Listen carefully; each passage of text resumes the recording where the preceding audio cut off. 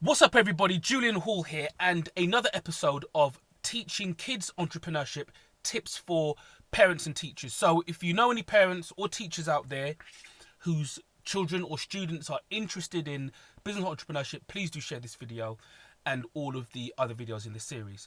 So, today I want to talk about this. It's okay if children change their mind. So what do I mean by that? I know it's a frustration for lots of parents if they are investing their time or money into helping their child develop an idea. I hear a lot of parents say, I hope my child is going to stick with this idea. Or if teachers are, providing additional support for a child to, exercise their entrepreneurial flair, they too will often say, I hope they stick with this idea. And if they change their idea, it's seen as a bad thing. Now, for all of you entrepreneurs out there, you'll know that changing your idea in business is not a bad thing. And actually, grown-up entrepreneurs have given it, a cool name. We call it pivoting.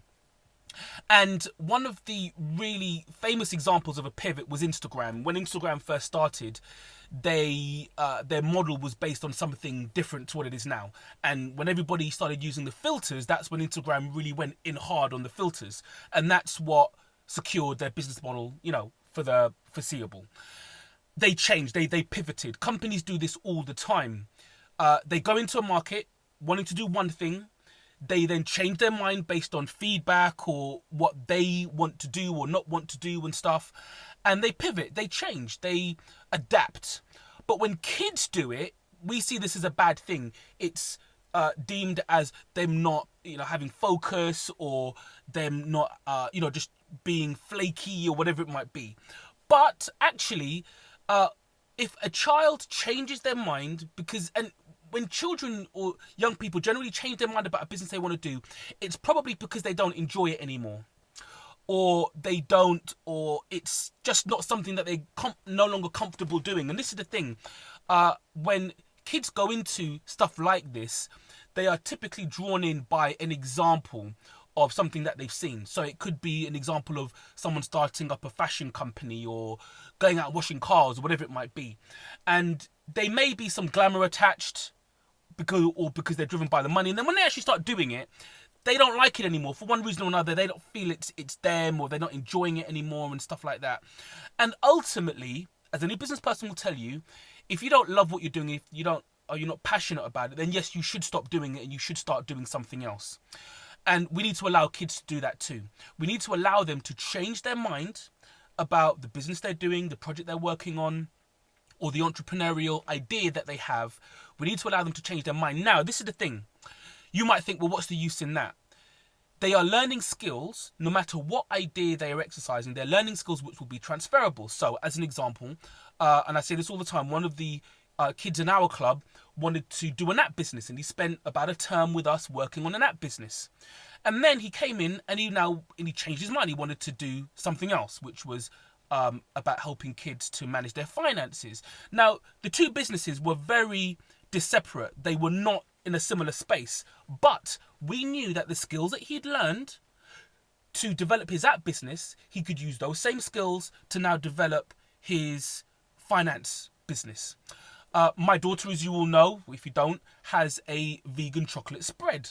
Now, she can explore other things in the food and cooking world. There were lots of other ideas of different products and things that she wants to do, which for me as an entrepreneur isn't about her losing focus on the product that she's come up with. It's called expanding the business, right? Because it's related. So sometimes they may go from one product and expand. So if you think about, I don't know, let's look at Kellogg's, right? They didn't just have cornflakes. They have a whole range of cereals, but no one's going to tell them, oh, you've lost the focus on cornflakes, right? They've now just developed a whole new product, right? A whole set of products. And sure, they've put a focus on each one, but you get the idea. Kids should be able to do the same. Kids should be able to explore the different ideas that they have without adults and without parents and teachers telling them that they're not focused. because entrepreneurs do this all the time. And if any of my entrepreneur friends are out there, they'll be laughing knowing that they have chosen so many different businesses to do. I've done it. They are chopping and changing, or they have chopped and changed a lot in their business career. But when kids do it, we see it as a bad thing. So let's stop doing that, because what you're gonna do is you're going to cut off that ability to pivot in that child's mind. There was a term somebody came up with, somebody told me about recently, was something about intellectual agility. Yeah, you're going to reduce their ability to think in an agile way, because they're going to think, well, if I've got an idea and I don't like it, I've got to stick with it. And we all know where that ends us where we all end up with that, right? So encourage children, if they change their mind, to go with it, and expect children and young people to change their mind a lot. Expect it, enable it, encourage it, facilitate it. Do not shut it down, because all they are ultimately doing is finding themselves through the different vehicles of entrepreneurship that they're choosing as a business. They're learning about themselves. They're learning about the different products and the way in which different businesses work. Yeah, and that, if anything, from an education perspective or from what a parent would want from their child, it's that an ability to explore different things. Yeah, and if that costs some money, this is the last thing. And then I know you're going to be saying, yeah, but Julian, if they're setting up a business, then it costs money. So if they're changing their mind every 2 seconds, then I'm wasting money. Okay, so here's the thing on that. In the growing up entrepreneur world, there's this whole idea about failing fast, failing cheap.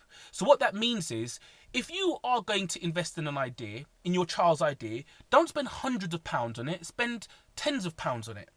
Don't spend months on it, spend weeks on it. Get them to the point where they will quickly make a decision whether or not they're going to keep doing this for the long term.